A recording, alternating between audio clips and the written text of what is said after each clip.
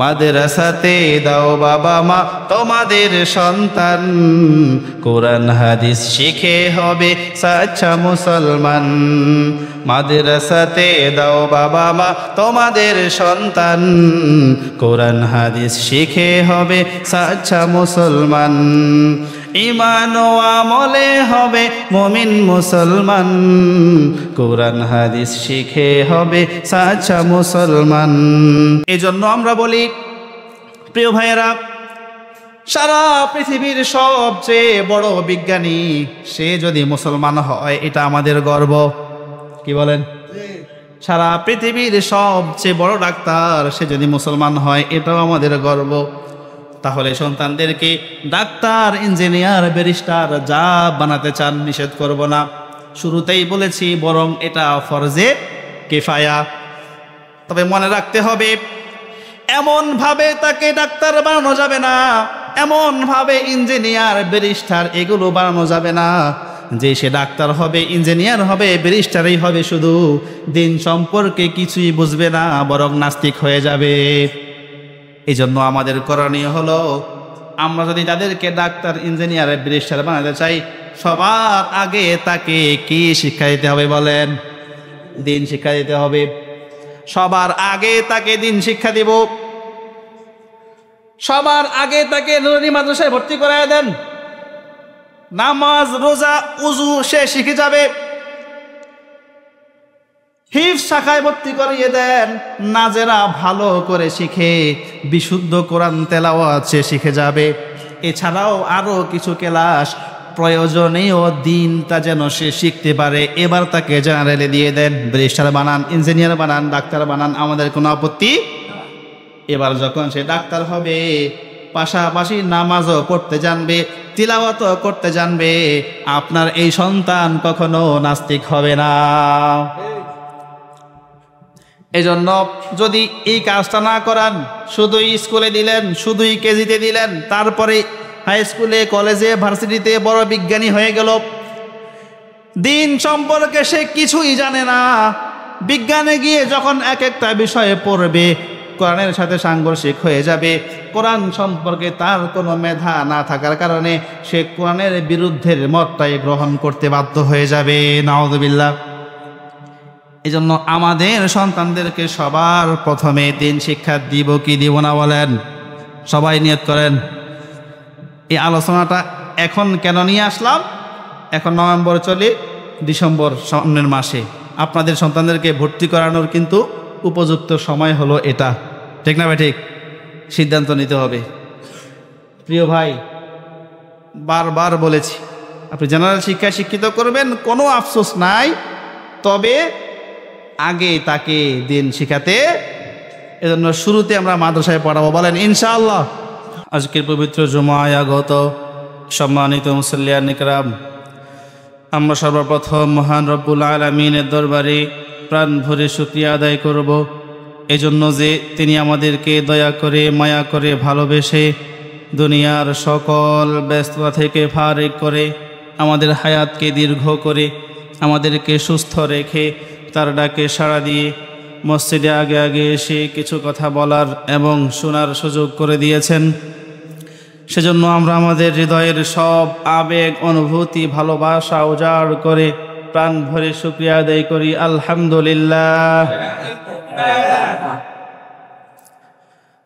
সম্মানিত উপস্থিতি, আমরা আজকে আমাদের আলোচনার বিষয় নির্ধারণ করেছি মাদ্রাসা শিক্ষা বনাম জাগতিক শিক্ষা। মাদ্রাসা শিক্ষা বনাম জাগতিক শিক্ষা। আলোচনাটা ভালো করে বোঝার জন্য আপনাদেরও কিছু প্রশ্ন আমার থাকবে, আপনারা আমার প্রশ্নের উত্তর দিবেন, আমার সাথে সাথে কথা বলবেন, বলেন ইনশাআল্লাহ। আমাদের দেশে দুই ধরনের শিক্ষা ব্যবস্থা চালু রয়েছে, একটা হলো মাদ্রাসা শিক্ষা আর একটা হলো জাগতিক শিক্ষা, জেনারেল শিক্ষা। আমরা জানি পৃথিবীতে যত জাতি রয়েছে, যেই জাতি যত শিক্ষিত সেই জাতি তত উন্নত, যেই জাতি যত শিক্ষিত সেই জাতি তত সেটা যারা দুনিয়ার শিক্ষায় বেশি শিক্ষিত হয়েছে, দুনিয়ার দিকে তারা অনেক বেশি অগ্রসর হয়েছে। যারা পরকালের শিক্ষায়, ধর্মীয় শিক্ষায় যত বেশি শিক্ষিত হয়েছে, ধর্মীয় দৃষ্টিকোণ থেকে তারা সবচেয়ে অগ্রগামী হয়েছে। ঠিক আছে না? আলহামদুলিল্লাহ, আরব কান্ট্রিগুলোর বাহিরে এই উপমহাদেশ, আমাদের বিশেষ করে এই ভারত, বাংলাদেশ, পাকিস্তানের আলেমদেরকে সারা পৃথিবী স্বীকৃতি দেয় যে এরা প্রকৃত আলেম এবং গ্রহণযোগ্য আলেম, এবং সারা পৃথিবীর ইসলামকে পরিচালনা করার মতো যোগ্যতা তারা রাখে। বলেন আলহামদুলিল্লাহ। এখন যেই লাইনে আগাচ্ছে আল্লাহ তাআলা তাদেরকে সেই লাইনে সমৃদ্ধি দান করতেছেন। মূল কথাটা যেখানে, যেই জাতি যত শিক্ষিত সেই জাতি তত উন্নত। আপনাদেরকে যদি জিজ্ঞাসা করি যে বর্তমান সময়ের উন্নতদের মধ্যে দুনিয়ার লাইনে যদি প্রথম লেভেলের দুই একটা দেশের নাম বলেন, চলে আসবে জাপান। ঠিক না? জাপান এত উন্নত কেন হয়েছে জানেন? আমরা আমাদের শিক্ষাকে মূল্যায়ন করতে পারি নাই। পৃথিবীতে যারাই সফল হয়েছে কিছু না কিছু আমাদের থেকে নিয়ে তারপরে তারা সফল হয়েছে। জাপান শিক্ষাকে প্রধান মানুষের করণীয় বানিয়ে নিয়েছে, একটা পয়েন্ট। 2 নম্বর পয়েন্ট হলো তারা এটা কখন থেকে শুরু করে? একটা বাচ্চা জন্ম হওয়ার পর থেকেই। তারা কিভাবে করে জানেন? যখন শিশুরা পৃথিবীতে আসে 2-1 মাস পরেই তাদেরকে রাষ্ট্রীয় তত্ত্বাবধানে একটা জায়গায়, একটা হসপিটালে, একটা শিক্ষালয়ে নিয়ে যাওয়া হয়। সেটা মূলত হসপিটাল না, সেটা হলো বাচ্চাদের শিক্ষালয়। কেমন? ওখানে গিয়ে ওদেরকে সরকারি প্রশিক্ষণপ্রাপ্ত লোকরা এসে ইশারায় বাচ্চাদেরকে যেভাবে শেখানো হয়, হ্যাঁ, ইশারা দিয়ে, তারপরে চোখের ইশারায়, হাতের ইশারায় শেখানো হয় 3টা জিনিস। যে যখন কেউ তোমার জন্য ভালো কিছু করবে তার কৃতজ্ঞতা প্রকাশ করো, থ্যাঙ্কস বলো। আমাদের ইসলামের শিক্ষাটা আছে না নাই বলেন? জাযাকাল্লাহ, হায়াকাল্লাহ, বারাকাল্লাহ, শুকরান লাক, মারহাবাম বিক, এগুলো বলা সুন্নাত। আল্লাহ রাসূল বলতেন, সাহাবা একরাম বলতেন, আমাদেরকে বলতে বলেছেন, আমরা এখন সেগুলোর ধারে ধারি না। অথচ এই শিক্ষাটাই তারা নিয়ে পৃথিবীতে সবচেয়ে সফল। আচ্ছা, আরেকটা শিক্ষা দেওয়া হয় কি? সবাইকে অভ্যর্থনা জানাতে হবে সবার প্রথম। হ্যাঁ, আমরা বলি কি? সালাম, তারপরে কি? আহলান ওয়া সাহলান, মুসাফা মুআনাকা, ঠিক না? তাদের দৃষ্টিতে, তাদের ভাষায় যেটা, এটা যেন তারা শিখায়, এটা সেখানে তাদেরকে শিক্ষা দেওয়া হয়। দেখেন, তাহলে অভ্যর্থনা জানাতে হবে, কেউ ভালো কিছু করলে কৃতজ্ঞতা প্রকাশ করতে হবে, হ্যাঁ, তারপরে কেউ আমাকে কিছু করলে থ্যাঙ্কস দিতে হবে। এগুলো আমাদের শিক্ষা কিন্তু তারা শেখাচ্ছে। কখন?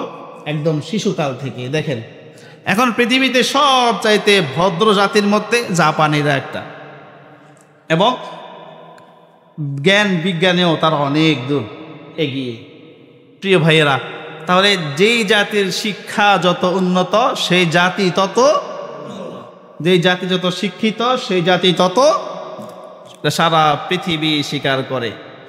দুঃখজনকভাবে আমরা আমাদের মাঝে আমাদের 2 দিকের শিক্ষা আছে, কিন্তু কোনো দিকের শিক্ষার দিকে আমাদের মনোযোগী কম। উদাসীনতা, অবহেলা, অহেতুক সময় নষ্ট করা আমাদের সমাজের রন্ধে রন্ধে সবার মধ্যে এত বেশি ব্যাপক হয়েছে। আপনি দেখবেন আমাদের মধ্যে যারা চাকরি বাকরি করে, পুরো এলাকায় খুঁজে কয়টা পাবেন? অযথা সময় নষ্ট করার মানুষ দেখবেন মোড়ে মোড়ে, দোকানে দোকানে, ঘরে ঘরে, অভাব নাই। ঠিক না? তারা আবিষ্কার করেছে মোবাইল, তারা আবিষ্কার করেছে খেলাধুলার এই সফটওয়্যার। আমাদের কাছে আবিষ্কার নাই, আমরা তাদের এটা নিয়ে বসে বসে বসে বসে খেলাধুলা করে সময় নষ্ট করতেছি। প্রিয় ভাইয়েরা, যাই হোক, তো আমাদেরকে উন্নত জাতি হতে হলে আমাদেরকে কি করতে হবে? উন্নত শিক্ষায় আমাদেরকে মন দিতে হবে, আমাদেরকে শিক্ষিত হতে হবে। এবার আসেন, আমাদের দেশে কয় ধরনের শিক্ষার ব্যবস্থা চালু রয়েছে বলেন? 2 ধরনের। কয় ধরনের? মাদ্রাসা শিক্ষা এবং জাগতিক শিক্ষা, জেনারেল শিক্ষা। আমরা প্রথমেই জানব জেনারেল শিক্ষার প্রয়োজনীয়তা, গুরুত্ব, উপকারিতা, অপকারিতা। কথায় মনোযোগ দিতে হবে কিন্তু। জেনারেল শিক্ষার প্রয়োজনীয়তা, গুরুত্ব, উপকারিতা এবং অপকারিতা। এরপরে আমরা শিখব মাদ্রাসা শিক্ষার প্রয়োজনীয়তা, দুনিয়াবি উপকারিতা এবং পরকালীন উপকারিতা। কারণ মাদ্রাসা শিক্ষায় কোনো অপকারিতা, সুবহানাল্লাহ বলবেন না? তাহলে মাদ্রাসা শিক্ষায় কোনো অপকারিতা নাই, শুধু কি আছে? উপকারিতা আছে, দুনিয়ায়ও আছে আখিরাতেও আছে। আল্লাহু আকবার। সম্মানিত ভাইরা, এবার আসেন দুনিয়ার শিক্ষা, জাগতিক শিক্ষার প্রয়োজনীয়তা কেমন এবং সুফল কতটুকু আমরা জানার চেষ্টা করি। প্রয়োজনীয়তা যদি ধর্মীয় দৃষ্টিকোণ থেকে বলি, এটা ফরজে কিফায়া। বলেন এটা কি? দেখেন, অনেক ওয়াজ শুনেছেন স্কুলের বিরুদ্ধে, কলেজের বিরুদ্ধে, ভার্সিটির বিরুদ্ধে, এটা পড়া যাবে না, এটা করা যাবে না, এটা হারাম। আমি কি বললাম? এটা ফরজে কিফায়া। কথাকে আরেকটু বুঝতে হবে, একটু পরে কথার দিকে মনোযোগ দিলে বুঝবেন। বলেন, জেনারেল শিক্ষা শিক্ষিত হওয়া এটা কি ফরজে কিফায়া কাকে বলে? আপনাদের এলাকায় একজন মানুষ মারা গেল, মারা যাওয়ার পরে যদি 10 জন মানুষ মিলে জানাজা দাফন কাফন সম্পন্ন করে দেন, সবার পক্ষ থেকে এই ফরজটা কি হয়ে যাবে? আদায় হয়ে যাবে। আর যদি কেউ না করেন, পুরো এলাকার সবাই কি হবে? গুনাহগার হবে, ফরজ তরক করার গুনাহগার হবে। তখন আর কেফায়া নাই, তখন একটা ফরজে আইন লঙ্ঘন করার গুনায় আপনি গুনাহ হবে। তাহলে এটার নাম হলো ফরজে কিফায়া। জাগতিক শিক্ষা অর্জন করাটাও ফরজে। কেন? দেখেন, আমাদের ডাক্তার প্রয়োজন আছে না নাই? ডাক্তার প্রয়োজন আছে না নাই? এখন আমাদের পুরা এলাকায়, পুরা জেলায় যদি কোনো ডাক্তার না থাকে, মানুষদের কি অবস্থা হবে দেখেন তো। তাহলে রোগের সাথে দাওয়া, চিকিৎসা, এটাও তো সুন্নাহ। তাহলে এই দৃষ্টিতে তাকালে এটা আমাদের অতীব প্রয়োজনীয় বিষয়।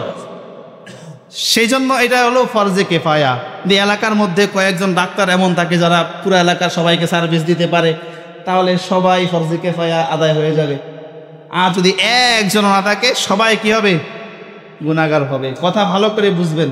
তাহলে আমরা কি বুঝলাম? এটা ফরজে, ডাক্তার আমাদের প্রয়োজন আছে। এবার বলেন তো, বিজ্ঞানী, ইঞ্জিনিয়ার আমাদের প্রয়োজন আছে না নাই? আপনারা কথা বলতে হবে, আছে না নাই? কেমন আছে? আমরা যে এখন কথা বলতেছি, এই মাইকে দোতলা থেকে শোনা যায়, এলাকার অন্যান্য জায়গা থেকেও শোনা যায়, যায় কি যায় না? যদি এই পদ্ধতি, এই ব্যবস্থা না থাকতো, আমরা নিচে নামাজ পড়তাম, উপরওয়ালাদের নামাজ পড়তে কত কষ্ট হইতো। তাহলে এই প্রযুক্তি আমাদের প্রয়োজন আছে কি নাই? আপনি চাইলে এটাকে গানের কাজে ব্যবহার করতে পারবেন, আপনি চাইলে এটাকে নামাজের কাজে ব্যবহার করতে। আমরা নামাজের উদ্দেশ্য করে যদি বানাই, তাহলে এই বিষয়টা কতই ভালো হয়। সুবহানাল্লাহ। তাহলে এই প্রয়োজন আমাদের আছে কি নাই বলেন? তাহলে জাগতিক শিক্ষায় শিক্ষিত হওয়াও আমাদের প্রয়োজনীয়তা আছে, এবং ধর্মীয় দৃষ্টিকোণ থেকে বললাম এটা বরং ফরজে কিফায়া।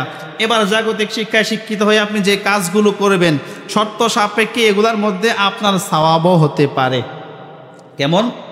আপনি যদি নিয়ত করেন, আমি ডাক্তার হয়েছি, সবাইকে আমি সেবা দিব, সবাইকে আমি সেবা দিব, এই জন্য ডাক্তার হয়েছি। আপনি ডাক্তার হয়েছেন, সবাইকে সেবা দেন, সবাইকে দিন থেকে সঠিক নিয়তে ইখলাসের সাথে সেবা দেন, আপনার সওয়াব হবে কি হবে না বলেন? তাহলে শর্ত আছে কি? এই নিয়ত এটা থাকতে হবে, আপনার ঈমান আমল ঠিক রাখতে হবে। কিন্তু দুঃখজনক হলেও এই কথাটা সত্য, আপনারা অবশ্যই আমার সাথে একমত হবেন, এই কথাটা স্বীকার করবেন। আপনি যদি শুরু লেভেলে মাদ্রাসা থেকে পড়ে না যান, আপনার পরিবার আপনাকে মক্তবে পড়িয়ে কোরআন শিক্ষা না দেয়, আপনি পারিবারিকভাবে কোনো আলেমের সাথে সম্পর্ক না রেখে, তাবলিগে না গিয়ে, মোটামুটি দিনও যদি আপনি না শিখেন, স্কুল কলেজ ভার্সিটিতে ধারাবাহিক পড়ে কেউ কখনো দিনে জ্ঞান অর্জন করা কোশ্চিন কালেও সম্ভব। এতটুকু তো স্বীকার করতে হবে। কথা বলেন। তাহলে আমাদেরকে দুনিয়াবি যে শিক্ষাটা, জাগতিক শিক্ষাটা রয়েছে, এটা আমাদের প্রয়োজনীয়তা আছে, তবে সেখানে গিয়ে আমরা দিনই কোনো বিষয় পাই না। এটা আমাদের দুঃখ। এটা আমাদের দেশের শিক্ষা ব্যবস্থা এমন হয়ে গেছে। এখন আমাদের এই ফরজে কিফায়া আদায় করতে হলে এই পুরা কারিকুলামকে আমাদেরকে পরিবর্তন করতে হবে। কি বলেন? কথা ঠিক? এখন আমি করতে না পারি, আমি এই দাবিটা করতে পারি, এই চেষ্টা আমি করতে পারি, আমি সবাইকে এই মেজাজটা দিতে পারি, এই পথে উদ্বুদ্ধ করতে পারি, তবুও তো আমি আল্লাহর কাছে জবাব দিতে পারবো। এটা আমার মনে রাখতে হবে যে এই কারিকুলামকে আমরা পরিবর্তন করা অতীব জরুরি। প্রিয় ভাইয়েরা, এরপরে আরো কিছু দুনিয়াবি সুফল আছে, কিছু লাভ আছে। কি? পদ, পদবী, আয়, উপার্জন, এগুলো আমরা জাগতিক শিক্ষায় শিক্ষিত হলে এগুলো পাবো। কি বলেন, ঠিক না? যত ডিসিএসপি, ওসি যা আছে, হ্যাঁ, সবাই জেনারেল থেকে উঠে আসা, ঠিক না? হ্যাঁ, মাদ্রাসা থেকেও আছে, তো মাদ্রাসা থেকে পড়ে আবার জেনারেল পড়তে হয়েছে, ঠিক না? তাহলে এরা সবাই সেখানকার, তাহলে পদ পদবী এদের আছে, টাকা পয়সা তারাই ইনকাম করে বেশি, হোক সেটা হালাল হারাম অন্য বিষয়। হ্যাঁ, তাহলে পদ পদবী, টাকা পয়সা এগুলোও দুনিয়াবি শিক্ষায় শিক্ষিত হয়ে পাওয়া যাবে, তবে সেটা হলো নিতান্তই সাময়িক, অল্প সময়ের জন্য। যতদিন আপনার চোখ খোলা আছে অতদিনের জন্য, আপনি যতদিন সুস্থ আছেন, বেঁচে আছেন, ততদিনের জন্য আপনার সামর্থ্য শেষ, আপনার সেই সুফল, সেই উপকারিতা এগুলাও শেষ। কিন্তু মাদ্রাসা শিক্ষায় আল্লাহু আকবার, আপনি যে শুরু যে হবে, কিয়ামত আসবে, কিয়ামত পর্যন্ত আল্লাহর কসম আপনার উপকারিতা কখনো বন্ধ হবে। দেখছেন, একটু একটু পার্থক্য আমরা সবগুলো জানবো ইনশাল্লাহ। এবার জাগতিক শিক্ষার সুফল আমরা শুনলাম, প্রয়োজনীয়তাও দেখলাম, আমরা বুঝলাম প্রয়োজনীয়তাও আছে, অনেকগুলো লাভও আছে। কিছু ক্ষতি আছে না নাই? আছে। কিছু ক্ষতি আছে না নাই? সেই ক্ষতিটা অল্প না বেশি? এক নাম্বার ক্ষতি হলো তারা সব চাইতে ব্যর্থ। তারা সব চাইতে কেন ব্যর্থ? তারা সেখানে বসে বসে বলে মোল্লারা কি করেছে দেশে, তারা সেখানে বলে মাদ্রাসা শিক্ষা যুগ উপযোগী না, তারা সেখানে বসে বসে বলে এটাকে আরো আপডেট করতে হবে। তাদেরকে আমরা প্রশ্ন করি, তোমাদের শিক্ষা অনেক আপডেট, অনেক বিজ্ঞানসম্মত, বাংলাদেশের ইতিহাসে তোমরা কোন বিজ্ঞানের আবিষ্কার আমাদেরকে দেখাতে পেরেছো বলো? আপনারা দেখেছেন? আপনারা দেখেছেন? একটা অটোরিকশা আমাদের সমাজে চলে, অটোরিকশার পালসগুলা পর্যন্ত বাইরে থেকে আনতে হয়, বুয়েটের শিক্ষার্থীরা এটাকে শুধু জয়েন দেয়। হাই হাই আমাদের দেশের শিক্ষা ব্যবস্থা। তারা বসে বসে আমাদেরকে বলে আমাদের শিক্ষা নাকি আধুনিক না। আপনারা বলেন তারা ব্যর্থ, এই কথা কি আরো প্রমাণ করতে হবে? আপনারা আমার কথা উত্তর দেন।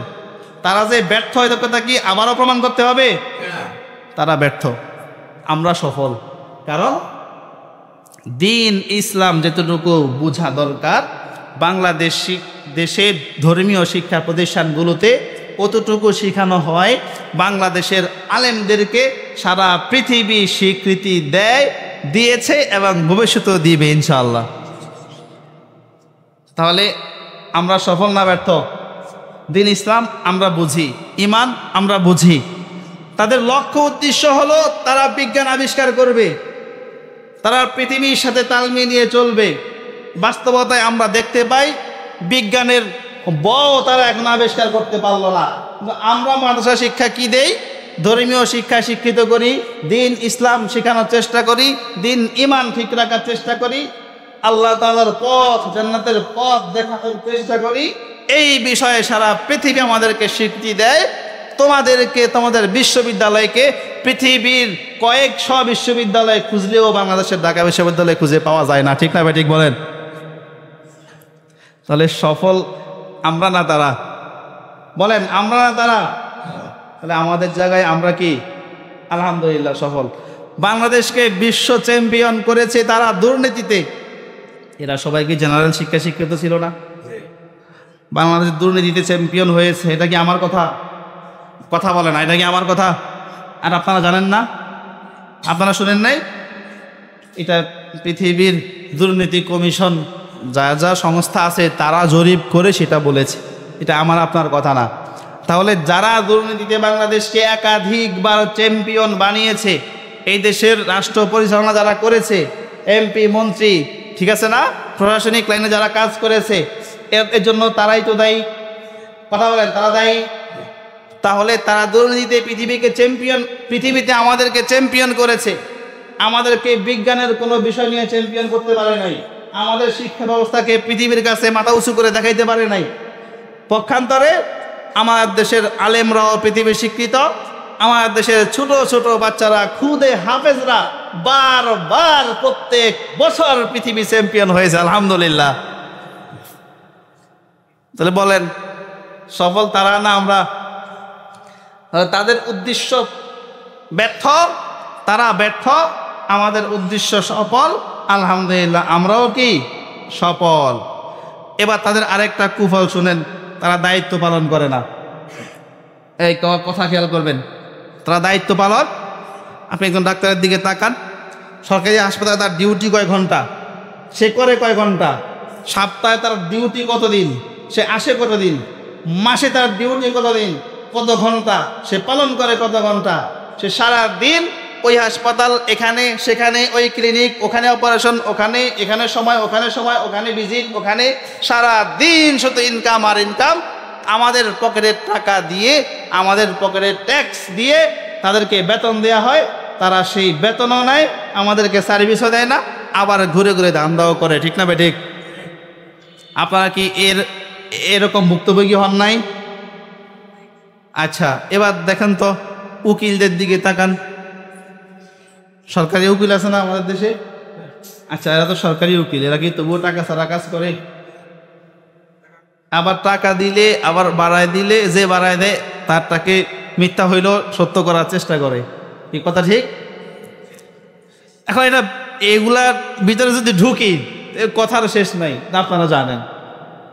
এখন সে টাকা তো নিচ্ছে, যা কথা বলা দরকার যেই দিকে, টাকার জোরে সে কথা বলে উল্টা দিকে, কথা ঠিক না ভাই ঠিক? তবে তারা প্রত্যেক কাজে কাজে, পদে পদে তারা খেয়ানত করেছে, ব্যর্থতার পরিচয় দিয়েছে। প্রিয় ভাইয়েরা, থানার ওসি, দারোগা, এদের দিকে তাকান।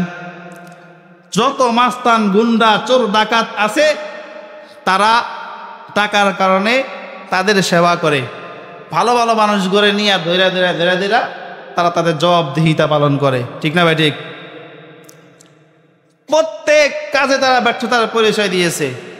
তারা সেখানে বসে বসে বলে আমাদেরকে নাকি আপডেট করা দরকার। একটা হাসি আসে না আপনাদের? তারা সেখানে বসে বসে কি বলে, নিজেদের দিকে একবার তাকাও তারপরে কথা বলো। প্রিয় ভাইয়েরা, এরপরে দেখেন পৃথিবীতে সব চাইতে ধ্বংসাত্মক মনোভাব কাদের? বাংলাদেশ থেকে যত টাকা পাচার করেছে, চুরি করেছে, ডাকাতি করেছে, আপনি চোর বলেন কাকে? যে জুতা চুরি করেছে তাকে চোর বলেন। আপনি চোর বলেন কাকে? আপনার পকেট থেকে মোবাইল নিয়ে দৌড় দিছি তাকে চোর বলেন। যে 100 টাকার জুতা চুরি করলো তাকে চোর বললেন। যে 2000 টাকার মোবাইল চুরি করলো তাকে চোর বললেন। যে আপনার 5 টাকা চুরি করলো তাকেও চোর বললেন। যে আপনার আমার পকেটের, আমাদের দেশের হাজার কোটি টাকা শুধু কলমের কোথায় দেশ থেকে বাইরে পাচার করে দিল, তাকে আপনি কি বলবেন? কেন তাকে আপনি চোর বলতে আপনার কোনো প্রশ্ন আছে? সব চাইতে বড় চোর হলো সে। এই শিক্ষিত মানুষগুলাই তো এগুলো করে, কি বলেন? কথা ঠিক না ভাই ঠিক? তাহলে আপনি জাগতিক শিক্ষায় শিক্ষিত হয়ে সব চাইতে ধ্বংসাত্মক মনোভাব আপনার, দেশকে সব চাইতে ক্ষতিগ্রস্ত করার মনোভাব আপনার, দেশকে ক্ষতিগ্রস্ত করানো, আপনি গুদামজাত করে জিনিস আটকে রেখে দাম বৃদ্ধি করে সিন্ডিকেট আমাদের দেশে আছে কি নাই? এটা কে করে? মাদ্রাসার মুহতামিম। মাদ্রাসার মুহতামিম এটা করে। তাহলে এই যে আপনার এই কাজগুলো এই সমাজের শিক্ষিত মানুষগুলোই করে, তারা সব দিক থেকে আমার দেশকে ক্ষতিগ্রস্ত করে, রাজনীতি করে, মানুষ হত্যা, এই পর্যন্ত যতগুলো মানুষ মেরেছে, সরকারি দলে হোক, পুলিশ বাহিনী দিয়ে হোক, এরপরে দলে দলে মারামারি করে হোক, চাঁদাবাজির জন্য হোক, যতগুলো গুম, খুন, হত্যা হয়েছে, বলেন এই প্রত্যেকটার সাথে মাদ্রাসার মুহতামিমগুলো জড়িত আছে। কারা? ওই তারা। কারা? তারা। তাহলে তাদের উদ্দেশ্য ব্যর্থ, তাদের কাজেও তারা ব্যর্থ। সব উল্টাপাল্টা ধ্বংসাত্মক কাজগুলো, চুরি, ডাকাতি, জেনা, ব্যভিচার, মদ, জুয়া, ঘুম, খুন, হত্যা, সব তারা করে। আর বসে বসে আমাদেরকে ওয়াজ করে যে আলেমদেরকে শিক্ষা সিলেবাস আরো আপডেট করা দরকার। হ্যাঁ, আমরাও মনে করি দরকার, তবে এই কথা তোমার মুখে মানায় না, ঠিক না? ঠিক। প্রিয় ভাইয়েরা, তাহলে এই হলো অবস্থা। এবার বুঝেন, সব চাইতে ধ্বংসাত্মক মনোভাব হলো তাদের। এবার তাদের সংক্ষিপ্তভাবে শুনলাম আর কি, লাভ কি ক্ষতি কি, জাগতিক শিক্ষার লাভ কি এবং ক্ষতি কি? বলেন, জাগতিক শিক্ষার লাভ এবং ক্ষতি আমরা সংক্ষেপে শুনলাম। হ্যাঁ, এবার ধর্মীয় শিক্ষার লাভ ক্ষতি কোনো নাই, কথা বুঝবেন, কোনো ক্ষতি, তবে লাভ আছে দুনিয়াতেও, লাভ আছে আখিরাতেও। প্রথমে এই শিক্ষার প্রয়োজনীয়তা, গুরুত্ব আমরা শুনি। আল্লাহর হাবিব সাল্লাল্লাহু আলাইহি ওয়াসাল্লাম বলেন, তালাবুল ইলমি ফারিদাতুন আলা কুল্লি মুসলিম। ও আমার উম্মতেরা শোনো, দ্বীনি ইলম শিক্ষা করা, দিন সম্পর্কে জানা, ইসলাম সম্পর্কে জানা তোমাদের প্রত্যেকের উপরে ফরজ। বলেন কি? আমাদের প্রত্যেকের উপরে ফরজ। মাদ্রাসা শিক্ষায় পড়াটা, জাগতিক শিক্ষায় বলেছিলাম ফরজে কিফায়া। মাদ্রাসা শিক্ষায় হলো দুইটা হুকুম, একটা হলো ফরজে আইন, আরেকটা হলো ফরজে কিফায়া। যে হাদিস আমরা পড়েছি, এই হাদিস থেকে বোঝা যায় ফরজে আইন প্রত্যেকের উপরে ফরজ। কথা বুঝে আসছে? এবার ফরজে কিফায়ার দলিল নেন। ফালাউলা নাফারা মিন কুল্লি ফিরকাতিন মিনহুম তাইফাতুন লিয়াতাফাক্কাহু ফিদ-দীন ওয়া লিয়ুনযিরু কওমাহুম ইযা রাজাউ ইলাইহিম লাআল্লাহুম ইয়াহযারুন। আল্লাহ তাআলা বলে, শোনো, তোমাদের প্রত্যেক দল থেকে কিছু মানুষ কেন বের হয়ে যায় না, যারা কি গভীর জ্ঞান অর্জন করবে, দ্বীনের গভীর জ্ঞান অর্জন করবে। এর কারণ হলো এই জ্ঞান দিয়ে তারা যেন মানুষকে দ্বীনের পথে ডাকতে পারে, মানুষকে পরিশুদ্ধ করতে পারে। তাহলে এই আয়াত থেকে বোঝা যায় কিছু মানুষ, কথা বুঝেন, আয়াত থেকে বোঝা যায় কি কিছু মানুষ দ্বীনের জ্ঞান অর্জন করবে। এটা কোন জ্ঞান? গভীর জ্ঞান, যে তারা এই এলাকার 5-10 জন আলেম এমন থাকবে যারা পুরো এলাকার সব মানুষের ধর্মীয় প্রয়োজনগুলা পুরা করতে পারে। কোরআন হাদিস থেকে ঘেটে ঘেটে মাসালা বের করে মানুষকে সমাধান দিতে পারে। এটা হলো ফরজে কিফায়া। বুঝেন ভালো করে, এটা হলো ফরজে। এই আয়াতে বললো যে কিছু কিছু মানুষ, তাহলে বোঝা গেল এই এলাকা থেকে কিছু মানুষ এটা শিখলে এই ফরজটা কি হয়ে যাবে? আদায় হয়ে যাবে। প্রথম হাদিসে যেটা শুনলাম আমরা, যে তলাবুল ইলমি ফারিদাতুন আলা কুল্লি মুসলিম, পরে প্রত্যেক মুসলমানের উপরে ফরজ। সেটা কোনটা? সেটা হলো ফরজে আইন। কার জন্য? যেইটুকু এলেম আমি শিখলে আমি চলতে পারবো, দ্বীনের উপরে চলা আমার সহজ হবে, এইটুকু এলেম শিখা প্রত্যেকের উপরে ফরজে আইন। এটা আপনাকে শিখতেই হবে, এটা আপনাকে শিখতেই হবে। একটা ভুল কথা আমাদের দেশে আছে, কি বলে যে জেনে করলে গুনাহ বেশি, না জেনে করলে গুনাহ কম। এটা আপনারা শুনছেন? কথা বলবেন, এই কথাটা শুনছেন? এই কথাটা মিথ্যা কথা। এই কথাটা কি? কেন? জানা একটা ফরজ ছিল কিনা বলেন, কথার উত্তর দেন। জানা একটা ফরজ ছিল কিনা? আপনি এই ফরজ আদায় করলেন না, এটার জন্য আপনার দরপাকর আছে কি নাই? এরপরে আমলও করলেন না, আমল আপনাকে জবাবদিহি করতে হবে কি হবে না? ওই লোক জেনেছে, ফরজ আদায় করেছে কি করে নাই? করেছে। এবার আমল করে নাই, এবার গুনাহ হয়েছে, এবার শাস্তি হবে। এবার বলেন, যে জানলো সে ভালো করলো, না যে না জানলো সে ভালো করলো? যে জানলো সে ভালো, তার শাস্তি কম, তার শাস্তি একটা, আমল কেন করলো না? আপনি জানলেনও না, আমলও করলেন না, আপনার শাস্তি তো দুইটা। আমাদেরকে ভুল বোঝানো হয় প্রিয় ভাইয়েরা। তাহলে মূল কথা ছিল কোথায়? যেইটুকু আমার প্রয়োজন, যেইটুকু হলে আমি দ্বীনের উপরে চলতে পারবো, এইটুকু ইলম শিক্ষা করা আমাদের সবার উপরে সমানভাবে ফরজ, সমানভাবে এইটুকু আপনাকে শিখতেই হবে। এজন্য আমরা বলি প্রিয় ভাইয়েরা, সারা পৃথিবীর সবচেয়ে বড় বিজ্ঞানী সে যদি মুসলমান হয় এটা আমাদের গর্ব। কি বলেন? সারা পৃথিবীর সবচেয়ে বড় ডাক্তার সে যদি মুসলমান হয় এটাও আমাদের গর্ব। তাহলে সন্তানদেরকে ডাক্তার, ইঞ্জিনিয়ার, ব্যারিস্টার যা বানাতে চান নিষেধ করব না। শুরুতেই বলেছি বরং এটা ফরজে কিফায়া।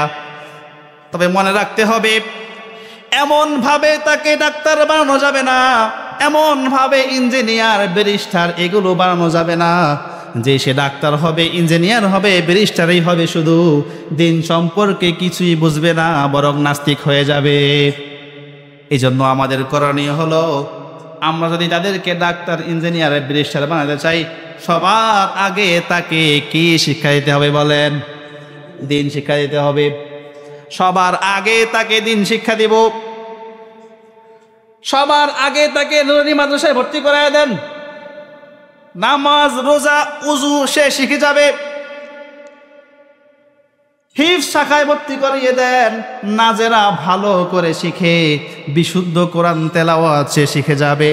এছাড়াও আরো কিছু ক্লাস প্রয়োজনীয় দিনটা যেন সে শিখতে পারে, এবার তাকে জেনারেলে দিয়ে দেন। ব্যারিস্টার বানান, ইঞ্জিনিয়ার বানান, ডাক্তার বানান, আমাদের কোনো আপত্তি।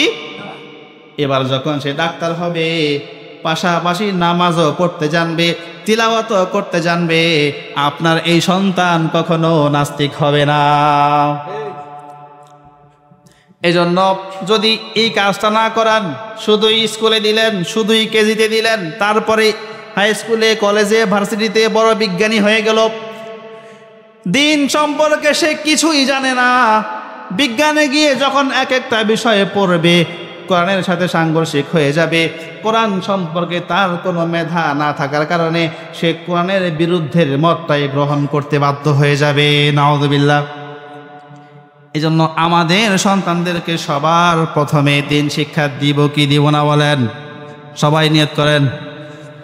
এই আলোচনাটা এখন কেন নিয়ে আসলাম?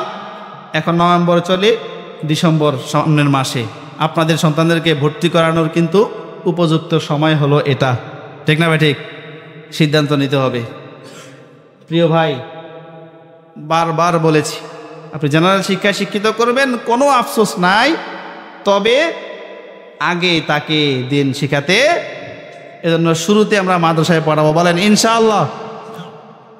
মাদ্রাসাতে দাও বাবা মা তোমাদের সন্তান, কোরআন হাদিস শিখে হবে সাচ্চা মুসলমান।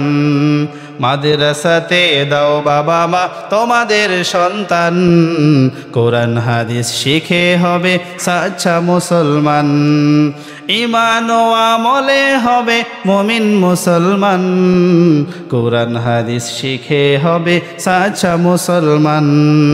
মাদ্রাসাতে দাও বাবা মা তোমাদের সন্তান, কোরআন হাদিস শিখে হবে সাচ্চা মুসলমান, কোরআন হাদিস শিখে হবে সাচ্চা মুসলমান। আল্লাহ তাআলা আমাদের সবাইকে, আপনাদেরকে এবং আমাকে কথাগুলো বুঝার, সেই অনুপাতে আমল করার তৌফিক দিক। সবাই বলি আমিন।